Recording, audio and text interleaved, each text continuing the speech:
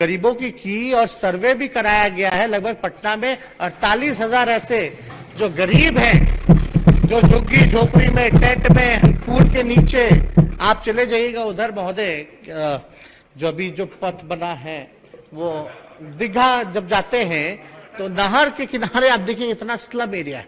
तो खास तौर पे जो स्लम के लोग हैं उनके लिए एक नई योजना हम लोग विचार कर रहे हैं, एक नई पॉलिसी बना रहे हैं। उनके स्थायी पक्का मकान उन लोगों को दिया जाए एक जगह, और उस जगह को भी हम लोग चिन्हित करने का लोकेशन हम लोग देख रहे कि कहाँ व्यवस्था होगी। लेकिन पहला जो सर्वे हुआ है उसमें तकरीबन जो है लगभग 48,000 लोग जो ऐसे हैं जो झुग्गी झोपड़ी में रहने का काम करते हैं। नमस्कार, आप देख रहे हैं न्यूज फाउंडेशन और मैं हूं सांत्वना आपके साथ। बिहार विधानसभा के शीतकालीन सत्र का आज तीसरा दिन है, जहां सदन के भीतर कार्रवाई जारी है। जहां एक तरफ बिहार के विभिन्न मुद्दों को लेकर पक्ष और विपक्ष के बीच विवाद छिड़ा हुआ है, हंगामा किया जा रहा है, तो इसी बीच सूबे के उप मुख्यमंत्री तेजस्वी यादव ने सदन से एक बड़ा ऐलान करते हुए पटना के बेघरों को घर देने की घोषणा कर दी है। ऐसे लोग जो बेघर है, जो पटना की सड़कों पर रात गुजारने को मजबूर है, जिनके पास रहने की कोई व्यवस्था नहीं है, जो पूरी तरीके से बेघर है, अब तेजस्वी यादव ने ये ऐलान किया है कि उन्हें घर दिया जाएगा। सरकार इस बात का सर्वेक्षण करा रही है और ऐसे में 48,000 ऐसे लोगों को चिन्हित किया गया है जो सड़क के किनारे, पुल के नीचे सोने को मजबूर होते हैं, जो झुग्गी झोपड़ी में रहते हैं। पटना में ऐसे कई लोग हैं जिन्हें अब सरकार के द्वारा घर दिया जाएगा। सदन के भीतर क्या कुछ कहा है तेजस्वी यादव ने इन बेघरों को घर देने के मामले को लेकर, सरकार की तरफ से क्या कुछ बड़ा ऐलान किया गया है, आप देखिए इस वीडियो। इसमें महत्वपूर्ण बिंदु जो हैं इस विधेयक का सदन को अवगत कराना चाहेंगे कि ये भारतीय संविधान के भाग 9 के अंतर्गत किए गए प्रावधानों के आलोक में बिहार नगर पालिका अधिनियम 2007 अधिनियमित किया गया है, जिसकी धारा 435 में राज्य के नगर निकाय क्षेत्रों में अतिक्रमण एवं अवरोध पर नियंत्रण का प्रावधान है।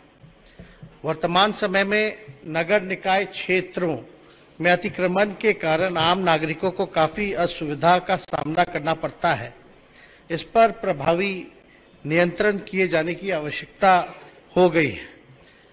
इस हेतु बिहार नगर पालिका अधिनियम 2007 की धारा 435 में संशोधन किए जाने की आवश्यकता है। इसके लिए बिहार नगर पालिका संशोधन विधेयक 2022 पुनः स्थापित किया जा रहा है। प्रस्तावित विधेयक में नगर निकाय क्षेत्रों के अंतर्गत सार्वजनिक मार्ग, पगडंडी, ड्रेनेज, सीवरेज एवं पार्क पर अतिक्रमण एवं अवरोध को हटाने का प्रावधान किया गया है। इस विधेयक में नगर निकाय के नगर पालिका पदाधिकारी द्वारा स्थायी अतिक्रमण है एवं अवरोध को हटाने हेतु 15 दिन पूर्व नोटिस निर्गत करने का प्रावधान है। यानी अतिक्रमण जब हटाया जाएगा जो स्थायी है उसको 15 दिन का जो है नोटिस दिया जाएगा, और यदि 15 दिनों के अंदर अतिक्रमण द्वारा संतोषप्रद जवाब नहीं देने तो नगर पालिका पदाधिकारी द्वारा अतिक्रमण को हटाने का आदेश पारित कर सकेंगे तथा अतिक्रमण को हटाएंगे। प्रस्तावित विधेयक में स्थायी अतिक्रमणकर्ता से दंड एवं जुर्माना के रूप में 20,000 रुपये तक जुर्माना दंड लगाने का प्रावधान है तथा अतिक्रमण को हटाने में जो भी व्यय होगा उसकी भरपाई भी अतिक्रमणकर्ता से किए जाने का प्रावधान है। प्रस्तावित विधेयक में अतिक्रमणकर्ता से यदि दंड एवं जुर्माना की वसूली नहीं होती है तो उनके होल्डिंग के बकाया के रूप में सम्मिलित कर वसूली करने का प्रावधान है। इस विधेयक में स्थायी अतिक्रमण के मामले में नगर पालिका पदाधिकारी द्वारा 24 घंटे की नोटिस देकर अतिक्रमण को हटाने का प्रावधान किया गया है। इस विधेयक से नगर निकाय क्षेत्रों में अतिक्रमण हटाने के लिए नगर पालिकाओं को अधिक अधिकार प्राप्त होगा तथा इससे जिला प्रशासन पर निर्भरता कम होगी। इस विधेयक के प्रावधान के फलस्वरूप नगर निकाय क्षेत्रों में अतिक्रमण हटाने के लिए नगर निकाय में आवश्यक संख्या में पदाधिकारी, कर्मी, अमीन इत्यादि की नियुक्ति की जाएगी तथा आधारभूत संरचना इत्यादि की व्यवस्था की जाएगी।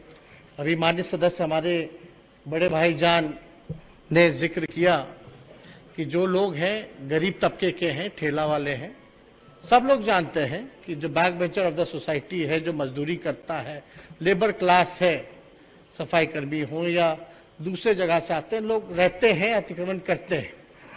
और हम लोग भी जब विपक्ष में थे तो हम लोगों की चिंता होती थी कि भाई इन लोगों को कम से कम नोटिस वगैरह मिले, इन लोगों को पहले कहीं व्यवस्था इनकी कर दी जाए ताकि जो है हम लोग सब लोग जो है अतिक्रमण को हटाने में सहयोग मिलेगा। वो लोग भी अपने लोग हैं, गरीब लोग हैं। और ठीक ही कहा, पहले भी हम जो हमारे राष्ट्रीय अध्यक्ष जब लालू जी मुख्यमंत्री बने तो पहले भी उन्होंने इसकी व्यवस्था जो है कराई गई। कई जगह पटना जैसे शहरों में भी इसकी व्यवस्था कराई गई, पक्का मकान वगैरह बना करके उनको कई जगहों पर जो है वो दिया गया है। कई ऐसे इलाके हैं, खास तौर पे जो दलित समाज के लोग जो आते हैं, महादलित समाज के लोग आते हैं। अभी महोदय, ये तो अतिक्रमण हटाने की बात है।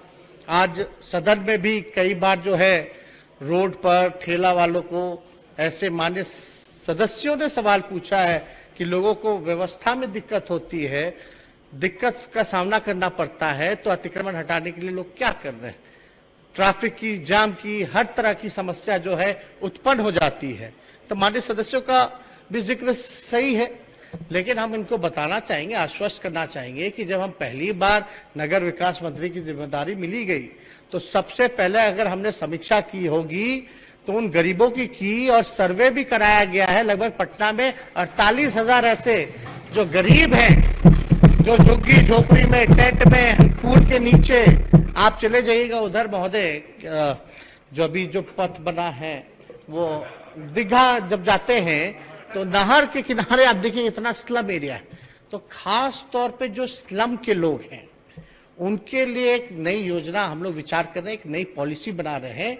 उनके स्थायी पक्का मकान उन लोगों को दिया जाए एक जगह, और उस जगह को भी हम लोग चिन्हित करने का लोकेशन हम लोग देख रहे कि कहाँ व्यवस्था होगी। लेकिन पहला जो सर्वे हुआ है उसमें तकरीबन जो है लगभग 48,000 लोग जो ऐसे हैं जो झुग्गी झोपड़ी में रहने का काम करते हैं। तो इनको हमको जगह देना है। इसके लिए हमारा विभाग जो है बड़ी तेजी से नियम भी ला रहा है और योजना भी ला रहा है। उसमें कुछ छोटी मोटी चीजें थी जो सुधार की जरूरत थी, वो हम लोगों ने किया है। और जल्दी हमको लगेगा कि अगर आप सब लोगों का साथ और विश्वास रहेगा, मिलेगा, तो इस चीज को भी हम जल्दी ला करके आपके सदन में करवाने का काम करेंगे। अभी तो यह अतिक्रमण हटाने में बहुत थोड़ा दुविधा होता है। अब तो इसमें कम से कम जो स्थायी है, जो थोड़ा पक्का बना लिया,